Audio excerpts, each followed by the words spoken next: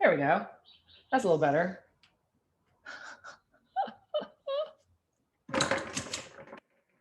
Hello, everybody. I'm starting to show up. Yay. Hi, Tawny.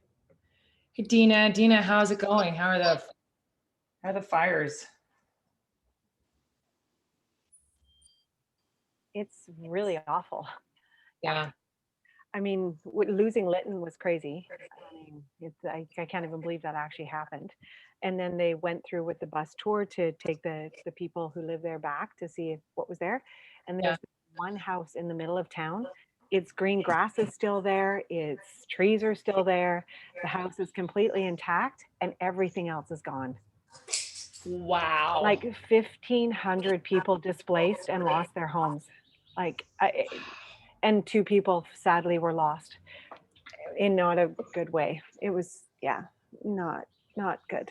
And then CN, they think it was CN sparked it with the rail tracks.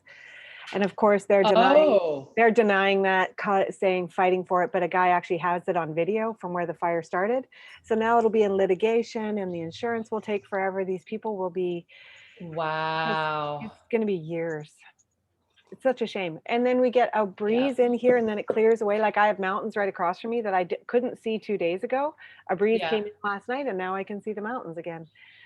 But we've got fires in all directions. Yeah, we're like, our closest one is about 28 kilometers away. So we've got a go bag. We've got, everything's ready to go. I mean, Juniper Ridge right across the way, a highly residential area lit up the other night and a few weeks ago. And, you know, people trying to get out of one, it really is. It's really scary.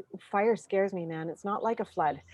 If we get a little flood from the river, it starts, you're like, okay, it's not like a tsunami here, but the fires, oof. And all the displaced animals. Yeah.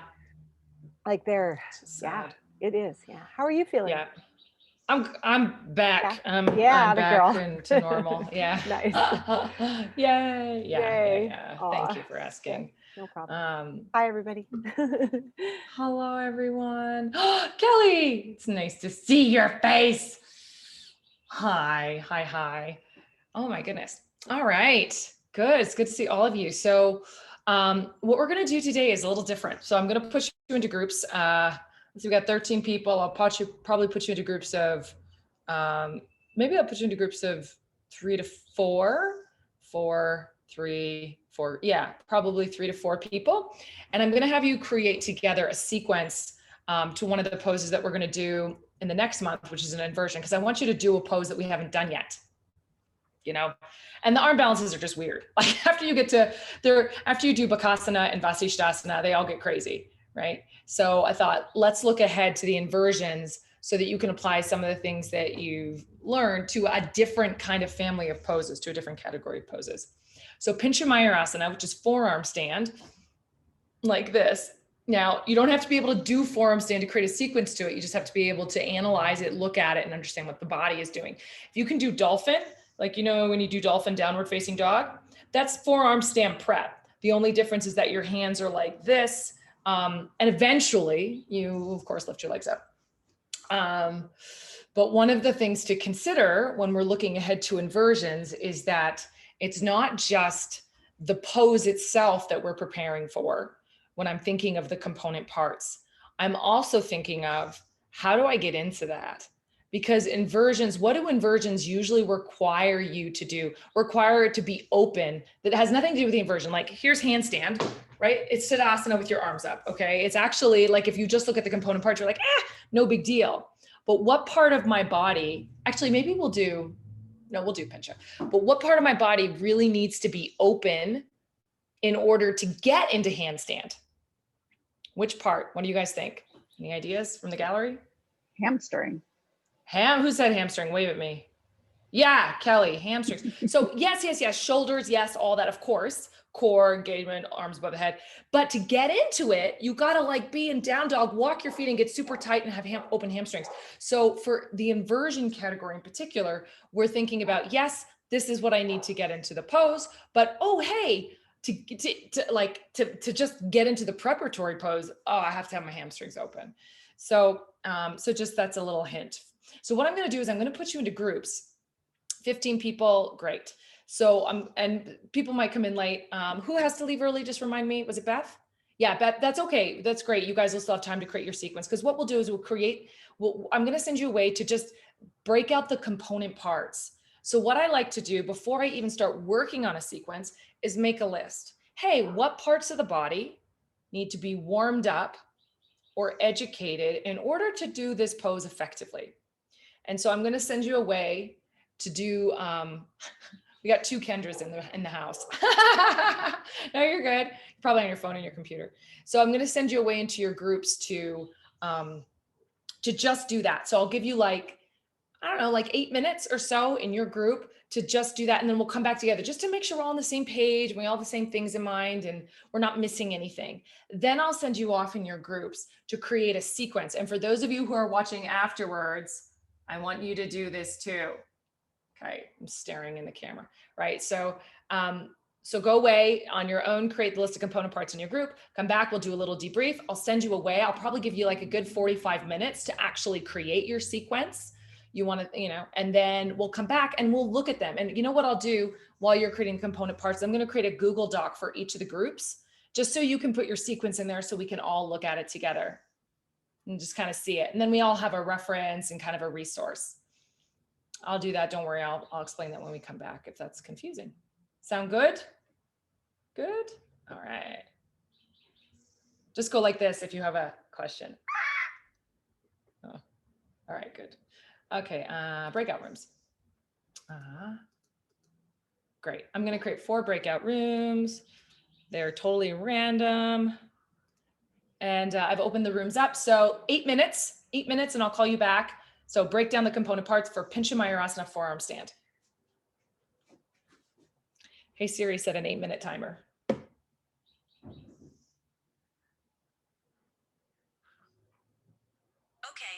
8 minutes and counting.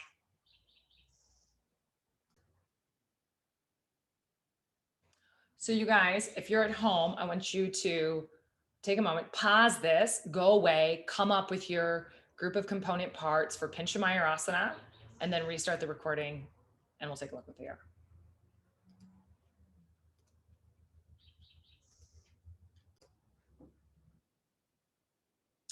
All right, friends, I accidentally forgot to record that conversation where everybody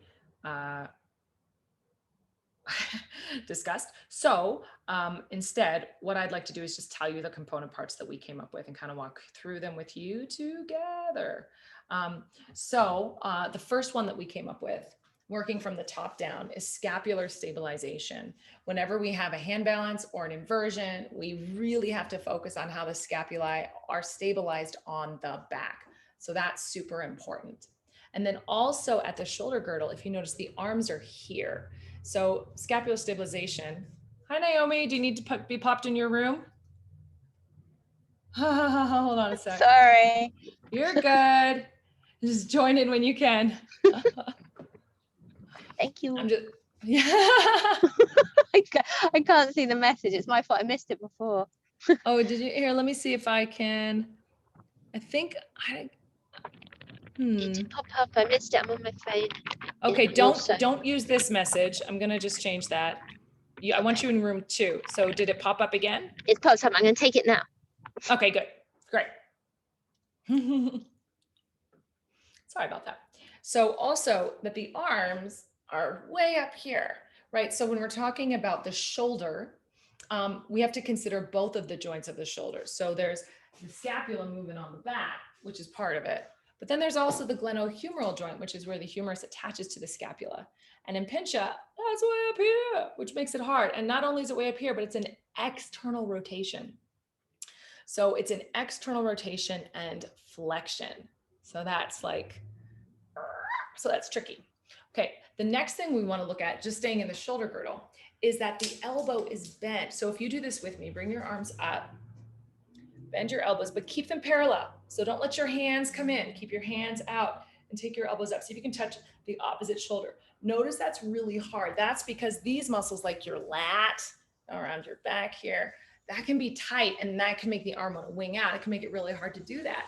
Now notice if you bring your elbows up, but then you bring your hands together, it's a little easier. That's because I took out some of that external rotation. So that's also a factor. And we might just call that keeping your arms parallel. It's hard with your arms overhead. So far we have scapular stabilization. We have flexion and external rotation of the upper arm, but there's something that goes on in pincha, which is different than handstand. So handstand, I'm here, but in pincha, we're actually making that little bow with the back. So what is that? That's an upper back bend. That's thoracic extension in the upper back. So it's a little baby back bend. I'm not doing a huge wheel pose, but in pincha, it's the forearms are on the floor and there's a little bit of an arc to your body. And that's caused by this little baby back bend right in the upper back. Now, whenever we have a back bend, especially when I'm starting to move in this position, you really need core. You would need core in any inversion to stabilize yourself, but particularly here, because as I do a back bend, it's so tempting to crash. The thing that keeps me contained is the core. Moving on down to the hips, right? The legs are neutral and squeezing together. And that's important in these poses. So neutral hips and also that squeezing in midline engagement to hug the legs in.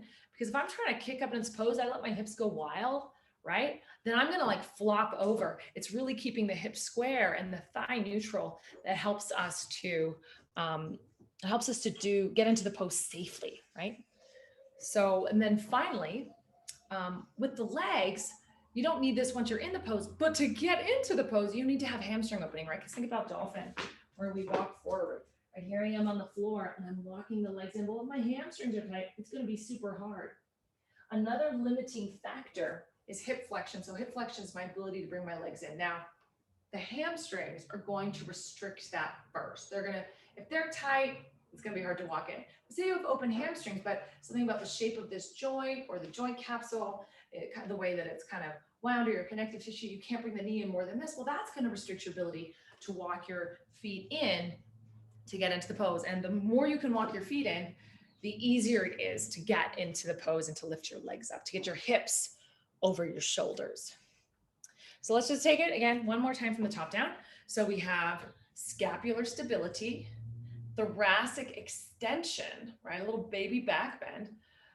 Shoulders are flexion and external rotation. I'm gonna add something there about, hey, the elbows are bent, like I gotta keep the arms parallel, that's hard. Moving on down, core needs to be engaged. Hips need to be neutral, squeezing in, and my hamstrings need to be open. And then, yeah, I need a little bit of hip flexion. So those are the component parts for Pincha Mayurasana, forearm stand. Now, if I was thinking about the stages of the peak here, the first stage, and we always want the peak to look like, or the stages to look like the peak pose. We want it to be in the same world. So stage one could be dolphin, right? Dolphin pose. Most people can do dolphin pose, a version of it. Stage two could be lifting one leg up at a time, moving it a little closer, trying to get those hips over the shoulders. That's the key to inversions.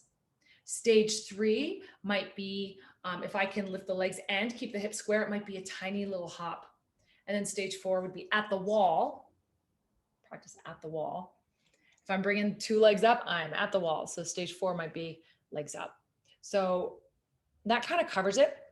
Just one more thing. If someone has tight shoulders, so if someone's like, oh my gosh, it's so hard for me to get my arms up. One thing you can do to make the pose more accessible is to let them bring their hands together and take their hands out of parallel. Eventually we want them to get here, but that's super hard, right? For most of us. So a modification to make the shoulders more accessible might be to interlace the hands. It gives you a little less balance. You don't have your hands flat. So that's the downside of that. But the pro is that you have a little bit more space to get into it. Okay, so now I'm going to pause this recording. I want you to go away.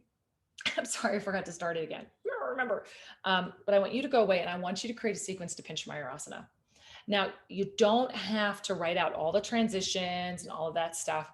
Just write out like the poses and the order in which you would teach them. So again, most accessible to hardest. If you want to, if you like, think about a strong hatha class, that's kind of what we're teaching to right now. If you do have any linked poses, like you're doing high lunge to revolved high lunge, you can put a little dash in your sequence, but go ahead and write that out for yourself to really work and educate all the component parts that we just talked about.